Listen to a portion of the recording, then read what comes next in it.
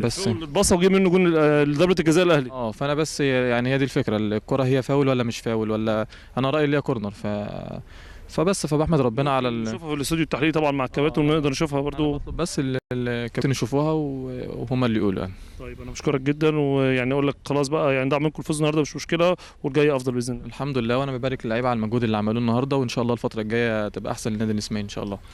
زميلي تامر، احنا مستمرين معاكم مع كل مشاهدينا الكرام. يسعدنا ان يكون معنا نقول احدث الوجوه الجديده في المنتخب الاولمبي محمد فتحي. محمد برحب بيك واقول لك النهارده يعني تعادل مع النادي الاهلي بعد مباراه كانت بشكل كبير مثيره يعني بسبب الاحداث اللي سبقت هذه المباراه. اهلا بحضرتك واهلا بالكباتن الضيوف في الاستوديو، والحمد لله النهارده على الاداء الاول والتعادل ده يعني حاجه يعني الحمد لله الاول.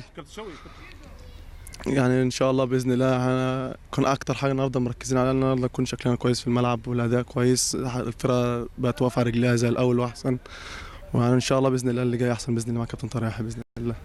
كابتن ايمن حافظ النهارده صرح ان انت تبقى من العناصر الاساسيه معاهم في منتخب مصر الاولمبي، اعتقد ده يعني حمل عليك اكتر منه تكليف في هذه الفتره. طبعا ده طبعا قبل ما هو حمل، يعني ان شاء الله ده شرف ليا ان انا امثل منتخب مصر في الفتره الجايه ان شاء الله في الماتش العوده بروندي، ويا رب اكون قد المسؤوليه ان شاء الله باذن الله. بشكرك جدا. الف شكر. زميلي تامر، يسعدنا ايضا ان يكون معنا نجم من نجوم منتخب مصر الاول كابتن شوقي سعيد. كابتن شوقي، النهارده ضيعت كذا واحده، انت هتلعب مهاجم ولا ايه؟ الحمد لله طبعا على الاداء كذا واحده زدت فيها في الشوط الاول. الحمد لله طبعا في اداء رجولي، في شكل جديد للنادي الاسماعيلي مع كابتن طارق. ان شاء الله باذن الله يعني نتمنى ان احنا نمشي كده ان شاء الله باذن الله في الايام اللي جايه. دايما بتزيد في الكور العرضيه وبتكمل وبتجيب اهداف في الدور الاول، ولكن اللي شايفه جديد المره دي ان انت بتزيد من نص الملعب وبتشوط كور. ده تكليف من كابتن طارق ولا هي انت بتزود نفسك في الحته دي؟ في التزام بس النهارده بالاماكن عشان انت بتلعب فرقه كبيره وبتاع، فكان في التزام، وبعدين احنا بنلعب على الهجمه المرتده فكنا بنستغل يعني في ظهرهم يعني.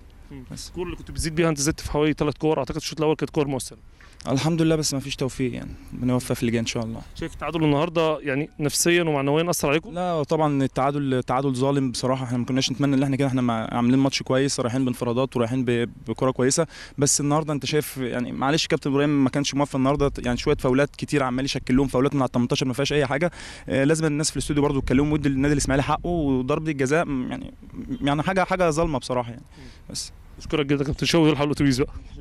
طبعا زميلة تامر وكل نجومك في الاستوديو التحليلي زي ما احنا شايفين 3 لعيبه من لعيبه الاسماعيلي، وكنا في حديث معهم سريع، ولكن كابتن وائل جمعه قال لنا هتكلم معاكم بعد المباراه، ولكن لما جيت اتكلمت معاه قال لي ممنوع مش هقدر اتكلم، وقال لي منع كل اللعيبه، منع كل الجهاز الفني يتكلم، قال لي عندكم مستر جديد في المؤتمر الصحفي وممنوع اي حد من اللعيبه يتكلم، حتى كابتن يعني كل الجهاز المعاون معاه. بشكرك زميلي تامر وبشكر كل نجومك في الاستوديو التحليلي، والان عوده سريعه للتحليل واستاد النيل.